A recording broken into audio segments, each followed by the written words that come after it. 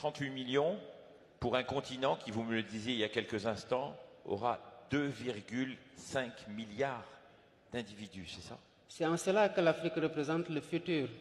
Parce qu'une population de 2 milliards 500 millions de personnes, avec autant de ressources, une jeunesse qui est ouverte aux technologies de l'information et de la communication, des leaders conscients qu'il faut qu'ils forment cette jeunesse-là pour que la main-d'œuvre soit qualifiée, un continent où tout est à bâtir sur le plan des défis énergétiques, des infrastructures.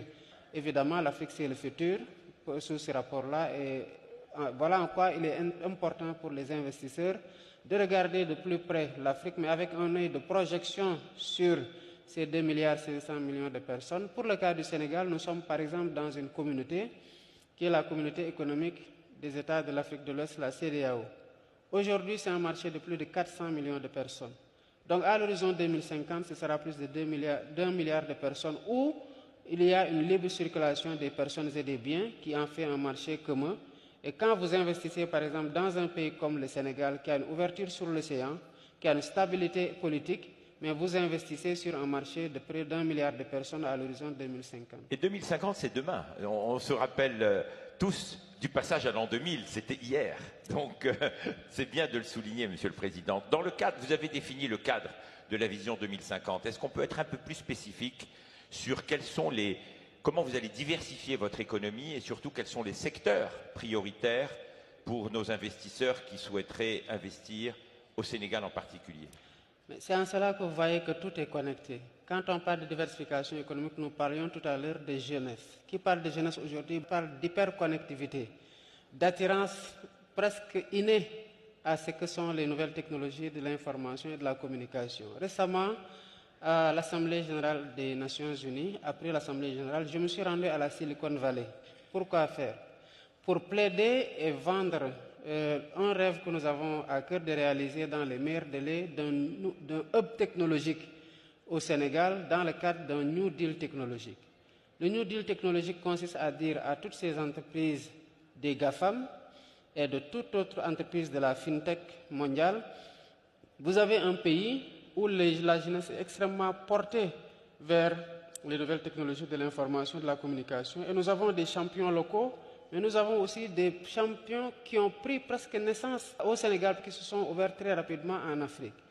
Le New Deal technologique consiste à prendre ces champions-là, à les donner comme modèle, à les sublimer, à donner aux jeunes la possibilité, comptant sur l'intelligence artificielle, leur attrait par rapport à cette technologie-là et le potentiel qu'ils ont de pouvoir véritablement les amener vers des métiers numériques qui offrent beaucoup de potentiel. À côté du numérique, vous avez l'agriculture. 2,5 milliards de bouches à nourrir le matin, à midi et le soir. Donc évidemment qu'il nous faut investir énormément dans l'agriculture pour la souveraineté alimentaire de nos pays et donc de ces 2,5 milliards de personnes et même d'autres parties du monde, parce qu'il faut penser être excédentaire et évidemment exporter. À part la sécurité alimentaire, l'agriculture, la technologie, l'énergie aussi, non? Ah oui. Le Sénégal va devenir bientôt une puissance énergétique. Nous sommes aujourd'hui à 110 francs le kilowattheure. Notre ambition quand on est arrivé, c'est de faire que le kilowattheure baisse au moins jusqu'à 60%. Et au niveau de l'Agence de promotion des investissements, nous avons un projet phare de près de 4 gigawatts d'énergie solaire. Nous sommes en train d'explorer tous les créneaux pour pouvoir avoir une énergie beaucoup plus propre, mais surtout à moindre coût. Mais l'un des projets aussi qui peut aller très rapidement, c'est qu'on a récemment découvert beaucoup de gaz offshore au Sénégal. Et nous cherchons un troisième partenaire pour ce gaz-là.